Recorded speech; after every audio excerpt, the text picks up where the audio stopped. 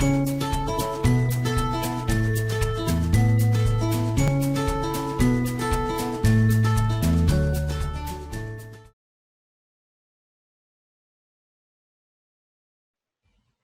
us today is Laura DeLuca. She is a registered massage therapist in Sault Ste. Marie, practicing since 1997.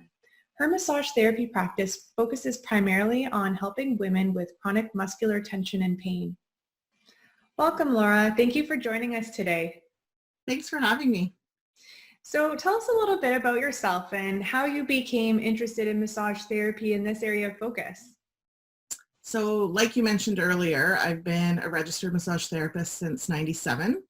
And I've always wanted to be in a profession that could help people. So I chose massage. And in university, I took human kinetics, which is the study of the body. So it was a really good flow into massage therapy school. So over the years, I've worked in many different settings. I've worked alongside chiropractors and naturopaths and even social workers and other RMTs. About a year and a half ago, I made the decision to move my practice into my house, and I absolutely love it. It's such a peaceful and stress-free environment, and I think my clients are actually really enjoying that as well. That's so neat to hear about the diversity of settings that you've worked in, and that you've landed eventually on a home practice now and you're really enjoying it. Mm-hmm. Yeah, it was great working with other professionals. I enjoyed every minute of that as well. But after all these years, it's nice just to be on my own. Yeah, absolutely. So can you tell us perhaps a little bit about how massage therapy has evolved since you've been in the field, because it's been some time now and you have a lot of experience in this profession? Yeah, wow, it has really changed. In the late 90s, people referred to massage as a treat. Oh, one day it will be nice to come and have a massage and treat myself. Whereas now it's second nature for us to take care of ourselves, and massage is just another form of treatment, like going to the chiropractor, going to your physio, going to your naturopath. Like, it's up there with all the regulated health professions. That's amazing to see that it's come such a long way, and particularly in people's thinking and their mindset around it. Mm-hmm. How are they using it for self-care? And it's really important to access, every type of therapy that might be beneficial to us, including massage therapy. Absolutely. It's great to have a full team of healthcare practitioners working for us. Mm-hmm, for sure. I myself see quite a few different people, you included. Naturopathy is so important. Osteopathy, physio, chiropractic. Like, if it wasn't for all of those different modalities, I probably wouldn't have been massaging for as long as I have.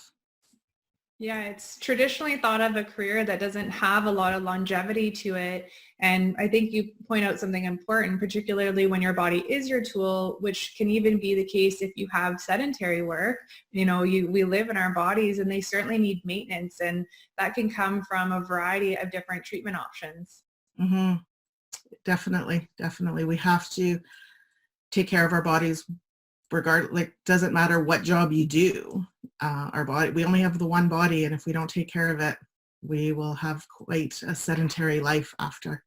So true. So can you define for us what muscular tension is and how that might lead to pain?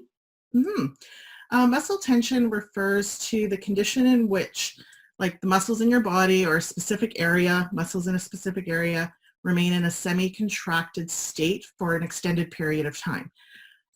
Typically, that would lead to pain, and typically it's caused by the physiological effects of stress. So stress can be caused by so many different conditions. It can be from chronic conditions. It can be caused by your environment or your habits. So say, for example, you have really poor posture, you're sitting at a desk all day, your setup isn't ideal, your neck is twisted in one direction, you're on the phone, you're typing, that sort of thing. Or I find nowadays a lot of people are spending their free time on their iPads or their phones, and they're in bad posture, so their neck is in a distorted position.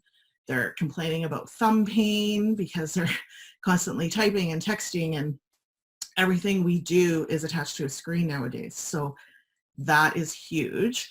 Also, stress can be caused by a trauma, which could be like a sports injury or a workout injury, a car accident, a slip and fall, like anything could be considered a trauma. And also different like psychological stresses, anxieties, and that sort of thing. So. So a lot of different potential causes for the muscular tension that can then lead to the pain and different forms of stress. And you kind of alluded to some changes that you've noticed where people are holding more tension or experiencing more pain. Could you speak to that? Like, what are the common areas in the body where you find tension holding patterns, particularly in the women that you treat? The majority of the tension patterns are in the neck and shoulders. So whether that is someone who works in an office or someone that's working a laborious job, women tend to hold their stresses in their neck and their shoulders. And also I've noticed a lot in the last couple of years, a lot of gut health, a lot of gut, like abdominal issues because of stress. That's not, in my scope, but I would refer out for those conditions. Really interesting that you're seeing that as kind of an associated condition that's come up a little more recently in your practice. And I'd also second that the most common area of tension that I notice in my patient population is also like throughout the neck and shoulder area. So I'm sure other healthcare providers would chime in and tend to agree with that as well. Are there other common associated health conditions that you might see amongst the women that you treat? Headaches, a lot of neurological issues like numbness and tingling in their hands. Again, that goes back to ergonomics and posture. That's very, very common. Also, maybe perhaps outside of massage therapy, but adjunctive practices that go along with it, what are some current health practices that you might recommend for women that are experiencing chronic muscular tension? Well, self-care is very important. So like an exercise routine that is consistent, whether that is going out for a walk every day for 10-15 minutes or, doing a 30-minute yoga class online or going to a yoga class. That is really important, is taking that time for you and doing some sort of movement activity. For sure. So it sounds like what you're saying is like movement is a really important piece of for self-care and goes right alongside with massage therapy, and that it could be a different variety of movements. Yes. Yeah. I mean, if you don't have access to a gym, grab a couple cans and you can do a little workout at home. Get a yoga mat. You can stretch out. I have a little area in my house that I keep a yoga mat, a couple hand weights, and some bands. So when I can't get to the gym, I can spend 20-30 minutes just doing a few basic movements just so I can like lubricate my joints before I start my day. That's awesome. It's really great to hear also from what you notice is helpful for yourself, and that women can sort of choose what kind of movement that they gravitate towards and that they really might enjoy. Absolutely. So could Yeah. you tell us a little bit more about ergonomics of an office setup? What might be ideal or things to really look out for that can help with reducing tension? Sure. It's really important to have a good setup if you're going to spend a fair amount of time in front of a computer or on the phone. So you should have your monitor directly in front of you at about 3/4 level, eye level. So you're not sitting and having your monitor to the right and like typing and looking this way or grabbing the phone and having to look over. And everything that you use consistently should be within arm's reach. Your arm should be at about a 90-degree angle, and try not to extend your wrists at your keyboard. So it's better to be in a neutral position so that you're not putting stress on the joints. A good chair is really important, one that can adjust, one that will support you, your low back, your upper back, have some arm support. Another thing to pay attention to is having, like, I'm short, so I have a chair issue. So I always will have like a stack of books if I'm going to spend some time at my desk, at my feet, so that my feet are flat. I have a tendency personally to sit at the edge of my chair. So that's something else to be aware of, like get your butt back so that your low back is supported. Those are some really helpful tips to think about because they sort of cover all areas of the workstation, and sometimes just like the smallest tweak could really make a big difference to your posture and helping with reducing tension and the tension that leads to chronic pain, right? Mm-hmm. Yeah, just even a shift of your monitor can make a huge difference. Mm-hmm. I could see that. So can you tell us a little bit about how women might adapt their self-care practices in times of high stress? Because I know that earlier you alluded to different types of stress that can lead to the chronic muscular tension that then leads to pain. But, stress will wax and wane throughout our lives. How can we adjust that when it's a higher stress time for us? And stress is so prevalent in today's society. So it's really important to set up a routine. So like I mentioned a few minutes ago, I have a little routine in the morning. So my morning routine consists of an hour to myself. No phone, no electronics, no nothing, no talking to anyone. So having a quick little morning routine set up, it allows you to have a focus and set an intention for your day so that you can start your day with some peace and clarity. So I've coached with a lot of different mindset experts in the last few years, and this is one of the common recommendations from all of them. So Laura, can you tell me more about who the typical clients or patients are that you might see in your practice? The majority of my clients are females. I do treat some men, but it just so happened to have naturally progressed into a more female-based practice. Most of the women are on their own journeys to improving their health. They're becoming more aware of the negative impact of stress on their bodies and are looking to improve their overall health and wellness. I see a variety of clients, all different ages. I massage children, babies, everybody. But a lot of people nowadays are quite active. So I have a lot of clients that come in with, injuries from playing hockey the night before, or, their workout, they kinked something in a workout the other day. And I have a really great relationship with my clients. They are free to text me at any time with questions. I'll get texts like, I just hurt myself playing hockey. What should I do tonight? And I try to, fit them in as soon as I can to treat them so they don't have to wait too long for their to get better.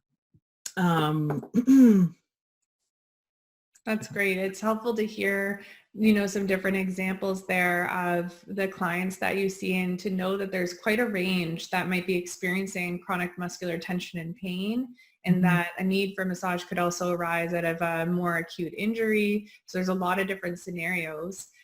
What types of sort of jobs might your clients have that might have an impact on their chronic tension or pain in their bodies? Well, a typical office job can cause a lot of discomfort in people when you're, stuck at a desk working for hours at a time. And if your setup isn't, ideal, you can be putting a lot of strain and stress on your muscles. My recommendation to my office workers is to try to be aware of the timing, and if they can just, get up off your chair, walk around, go grab a glass of water, have a bathroom break, and come back just once an hour just to stretch out. That makes a difference in your day. Yeah, absolutely. And I'm definitely at times guilty of just getting super focused on my work and continuing to work through. I actually have to set alarms on my phone in order to get up and take breaks. Otherwise, I won't do it. So, where none of us are immune to this, even if you're a healthcare provider and you know better. So I think it's helpful to hear that strategy. Yeah, it is. I catch myself doing the same thing if I'm working on paperwork and that sort of thing. I will be like, oh, my neck hurts. And I look and it's been like 2 hours, So another little recommendation for my clients, I tell them to put a little Post-it note on their computer, on their monitor to say, stretch or get up or have a drink of water, and just little cues to get them out of that zone once in a while, because Yeah, we're all guilty of it. it's a really helpful tip because I think you're totally right. Like, get out of that zone, and we often need a trigger for our behavior. So whatever is going to, remind you to actually change your behavior, change your posture, get up and move so that you're not stuck in that position for so long, leading to, again, chronic muscle tension and pain. That can be an issue. So I wanted to hear a little bit more from you about what might be some obstacles in perhaps accessing care or around thinking about chronic pain with respect to the women that you treat? Well, women have a hard time putting themselves first. They're, concentrating on everybody else, especially if, they have a family, they're taking care of their children, their husbands, and they just put their pain aside. And usually it's to the point where they can't tolerate it any more, that they think, oh, I better get this looked at. So there's, work commitments. We all have more work commitments than we've ever had in the past. And, kids' schedules and activities, and, it can be overwhelming. But setting up some time for your own health is super important. And whether that is, come in for a massage prior to the start of your workday. I start my practice at 8 a.m. So I make myself available to the people that would like to come in before work. Having, less of a lunch break, coming in for a massage during part of your lunch break, or flexing your lunch break. Most of my clients have now figured out what works for them. A lot of the ones that were canceling because of kids' activities and having to stay late at work are now adjusting their workday so that they can incorporate a massage. It's not ideal, having a massage and then having to go back to work, but it's better than not having any treatment at all. Yeah, for sure. I could see how that would be an obstacle. And it's great that your clients have figured out these workarounds and that you've supported them in that way. Mm-hmm. Yeah, years ago, I used to start at 10 in the morning and work till 7. And little by little, it was 9, and then it was 8:30, and then it was 8. And there's been some 7 a.m.s, but I have to draw the line at 7. Like 8 o'clock is the earliest I can start. For sure. Well, I think it's great that you've been so accommodating and that, you've grown in that way with your clients as well. What are some other common potential obstacles that women might come up against? Well, there's also the financial obstacle, right? Massage therapy is covered by extended health care benefits, but not everybody has benefits. So if you work somewhere without benefits, or you're a part-time worker, or you're self-employed, it's all on you. And that can be quite costly for people that need, various forms of treatment, not just massage, right? So my recommendation to people that are having a hard time is maybe just cutting back their frequency or the length of their massage. 30 minutes is better than no minutes. So, some people will come in, ideally minimum 30 minutes, but I've done like 20-minute quick little treatments if someone, sprained their ankle or something the other night and they needed some work. But yeah, the financial obstacle is a big one for a lot of people. Mm-hmm.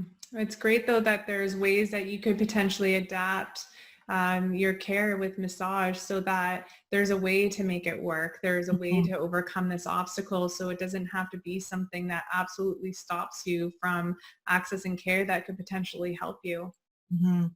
And I always tell my clients, like, just let me know if there's a problem or you need to wait till payday. We can make something work if you're in dire need. Hmm. Yeah, so true. Mhm. I'd rather And have someone treated than not treated. right. Yeah. And I've personally experienced the benefits of massage therapy, and it's something that I highly recommend to my patients too, because I've seen the tremendous benefits. But some people may have never had a massage, or they just might not be familiar with what the benefits are. Could you tell us a little bit about what the benefits are of massage therapy? Yeah, there's so many benefits. I mean, it will decrease muscle tension, decrease your pain levels. It increases your circulation, decreases inflammation, just, you know, a little bit of overall health, like this decreases your stress for the moment, like you can come in for your massage and, the world is crashing around you and you come in for that hour and you get your treatment and you leave and you're like, oh, okay, I can get on with my day. Like it's a good reset. Yeah, very true. It's important, I think, to highlight these benefits, the mental emotional benefits, but also the physical benefits so that people have a better understanding of what massage therapy could potentially offer them and a better way of understanding of if it's actually a fit for what they might need as an Mhm. addition to their healthcare team. Yeah, and some people are concerned about the whole massage and just being uncomfortable with a massage and having someone, touch them. So there's other options. If you're uncomfortable, getting undressed under the sheets, you can be clothed. I do quite a few over clothes treatments, and most people that start that way end up progressing to getting in between the sheets and having a regular, massage session. But people that are uneasy, we just make it work, whatever their comfort level is, just so they can get some form of treatment.